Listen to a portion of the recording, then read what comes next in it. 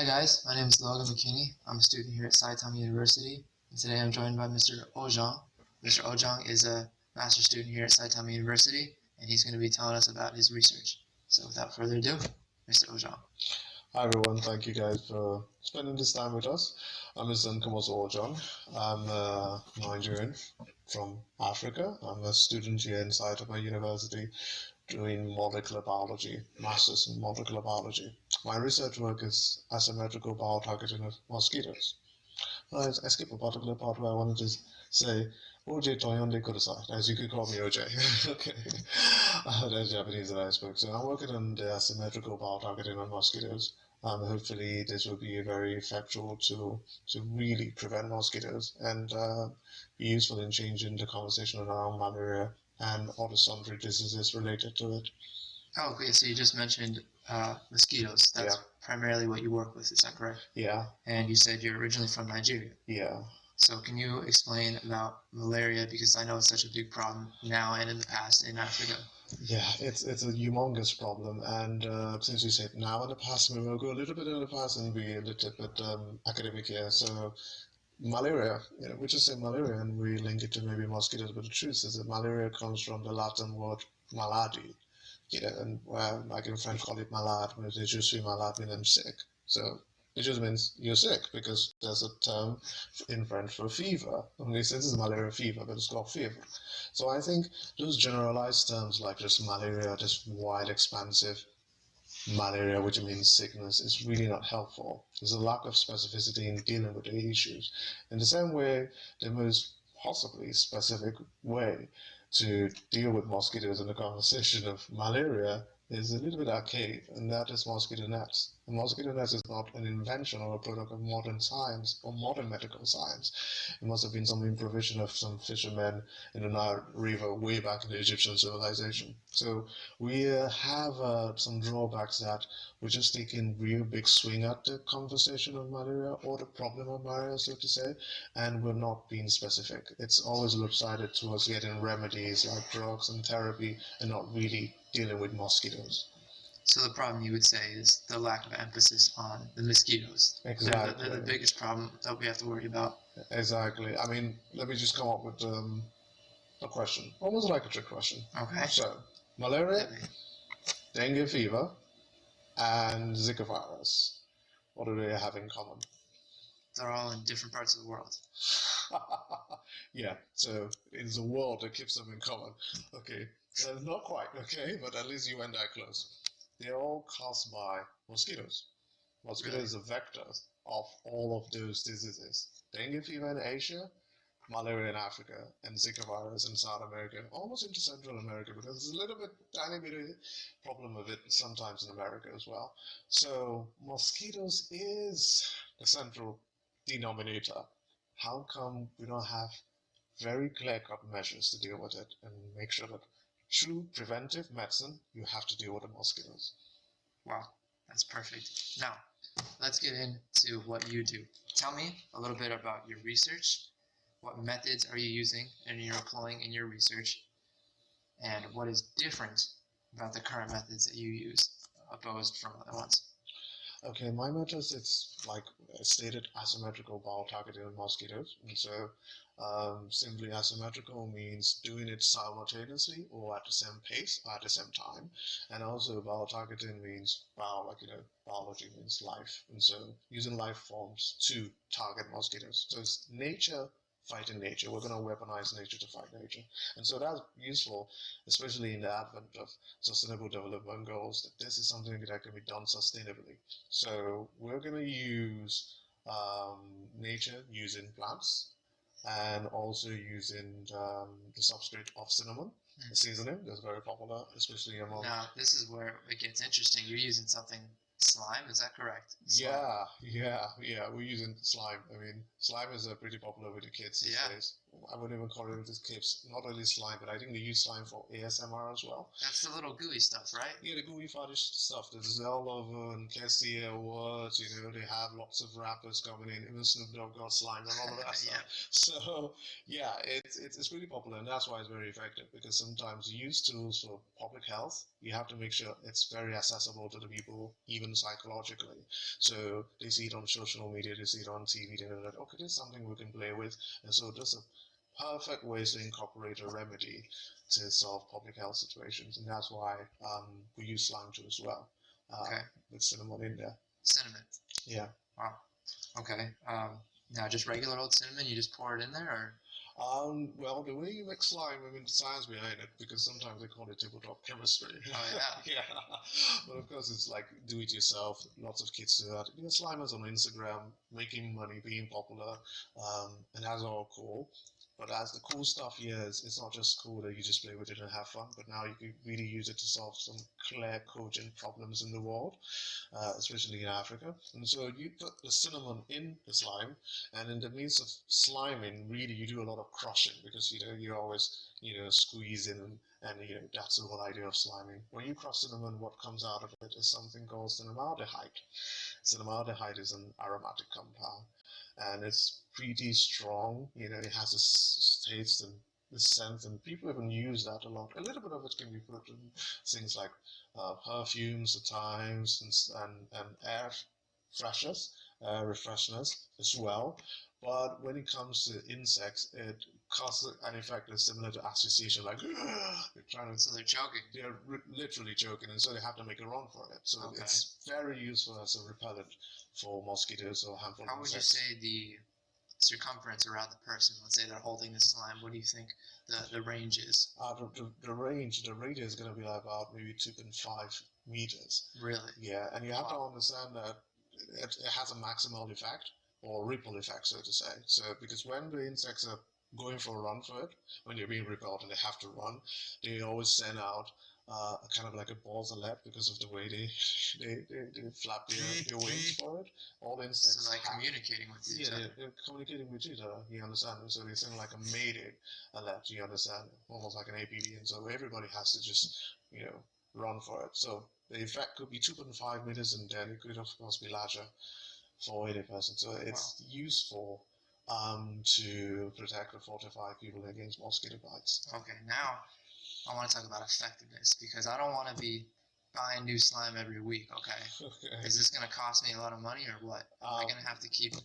No, I mean, because of course we're creating this for sub-Saharan Africa, so if they get their hands on the slime, the only additive that's going to take is the cinnamon, and cinnamon is practically everywhere there because there's a season in it as well, and so all they have to do is put more cinnamon in and then crush it more, and so it can last for about 2 to 3 months. Wow.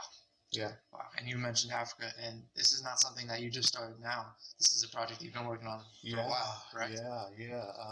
I've been working for it for like 2 years. So what's it called? The Slime for... Slime for Africa. Okay. Slime for Africa. Started it in Nigeria, so we just started, had some smart people, and we said, hey, okay, slime is pretty popular, it's big, and we can use this for 2 things. Initially for disinfecting hands, because the things that are used to make slime, boric acid, PV, polyvinyl alcohol, all of those things are things that you can find in soaps. Or you can find in washing gels. But also if you infuse the cinnamon, it now could become a very reliable tool for repelling mosquitoes. And that's how we started Slime for Africa, truly. Went to some schools, taught them how to make the slime, and eventually gave it to them so that they can distribute and they can take it back home. And so we are looking at a long shot where we will be infusing fluorescent dyes so that it illuminates, the slime also illuminates, and so they can use it in the dark at night. The power outages is really a problem in Africa, and so they can use it if they have to go to the bathroom or they have to look around, so that they are mobile with the slime, and it's constantly fortifying them and repelling mosquitoes around them. Wow. Yeah. That's great. Okay, let's get into one of the 2 plants that you're working with now. It's called Droseracon, is that correct? Yeah. Can you tell me a little bit about how it's different from other carnivorous plants? Yeah, Because it's eating these things, correct? Yeah, I mean, well, the Drosera plant is different because most plant, well, I think what is popular around is maybe the feathers fly trap. There are lots of feathers fly trap. Yeah, lots of hobbies like that. Chops it, right? Yeah, and then there's this clap set or something like that. But that would not be quite effective because the mosquitoes are really quick. These are really, really sneaky guys, and these guys take off flight like milliseconds. So with the Drosera, it's not about traps. It's not like if you get into a trap and then you have to an entrapment. It's really like a sticky gum. Okay, so the Drosera, roots it form in some carnivorous plants that are perennial, and that's good. And they're insectivorous or carnivorous because they use the insects that they eat to sort of supplement for their lack of nutrients. Okay, so what happens is that their leaves are long and greeny, especially with Drosera capenensis, and has tentacles that are almost like water droplets. They look like water droplets, but they're made of mucilage that are the poisonous substance. Really? Yeah. So when the insect goes in and gets stuck, they can't go free, and they immediately want to struggle and get free. It's even aggravate the situation, and this leaves sort of like bending and coil up with the inside, and then crushes them. So no matter how hard they flap their wings, they can't go free, huh? They don't stand a chance. That's it. That's the Waterloo. So then just more and more come, is that correct? More and more come. So in a way, if they eat some of them and you have like the remnants of sebaceous remains of the insects, it's sort of gives off the scent of carbon dioxide. And mosquitoes love carbon dioxide, and so you're attracted to it. Really? And then that's your Waterloo. So we talked earlier about the frequency that they give off to warn others. Is this a problem here? No, it isn't. It isn't the problem. You know, one thing about mosquitoes is because we're using the Drosera in the confined spaces, in the indoor setting. So the slime is meant to protect you personally. You move around it, you can put it in your bag, wherever it is, you pull it out, and that localized space is now fortified against mosquitoes. When it comes to the Drosera, we have to put them in a room.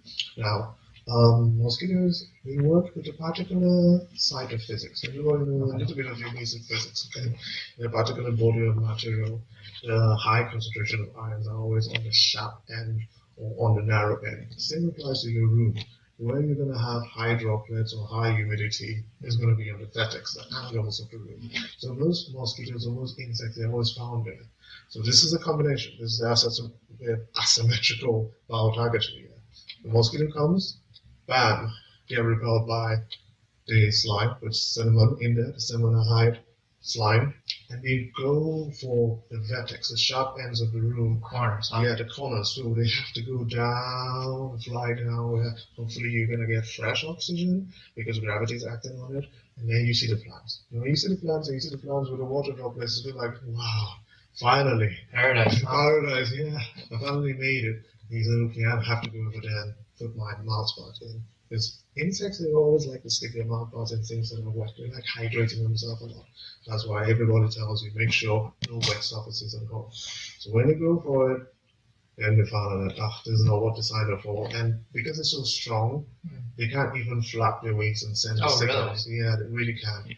And the more they struggle, the more they aggravate the situation, because you send the stimuli gets the insect, or rather the Drosera to be falling and totally killed up. Now, in addition to slime, you also work with another interesting material. Is that correct? Yeah. Orbeez. Those little balls? Yeah, water balls. Tell me about it. Oh, water balls or water gels, we call them Orbeez. Orbeez, those tiny balls that could almost expand to about 10 times their size, and they can accommodate the fluids around them. So if you put them in water, they could just allow water pass through them. They have like a semi-permeable membrane, get through them, and then expand.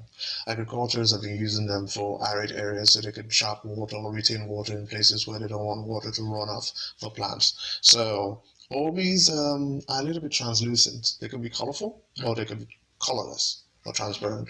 And so you use them on the base of the Drosera, and it would even have this maximal look that there's water there. So since the insects trust water, they want to go to water so they can hydrate after the effect of the slime that gives them the BAM. And so they go over there to hydrate, and what happens is that it maximizes that look that there's water over here, and so more of them can go to the Drosera plant pot, and they're done for. Or at night as well, insects are interested to light. So when it's dark and the colorful Orbeez have a little bit of fluorescent dyes in them, they could send off that kind of color, bright colors, that are illuminating, and then more insects could go over there in the corners of the room. And also it helps capitalize on killing the mosquitoes. So the first part, would you say, is the slime Yes. spreads them out, Yeah. and then once they go into their corner, The Drosera and the Orbis kills them off. The Drosera plant and the Orbis, the combination makes it more appetizing for the mosquitoes, you would say. Yeah. Perfect. Now, is this something expensive? Are these Orbis balls mass producible for? No. Everything has been scientifically and really concurrently taken into condition to make sure they're cheap and affordable. Okay, to make an Orbis, for instance, the Orbis that you need, which should be even safe for an environment, is made out of calcium chloride and sodium alginate. This is the alginates where you get gelatin that is made of the cell walls. Okay. Really? Yeah, of maybe citrus fruits and stuff like that, or your oranges. And also, this is the same gelatins that you get your gelato. Or Nigerians will get a clue. It's called gelato. It's a flavor that we use for an ice cream. And I think it made a big buzz in the music of a particular hip hop artist recently. So it's good for it can be eaten, and it's safe. So and it's very much available in Africa for people to just do a batch and mix up some Orbeez.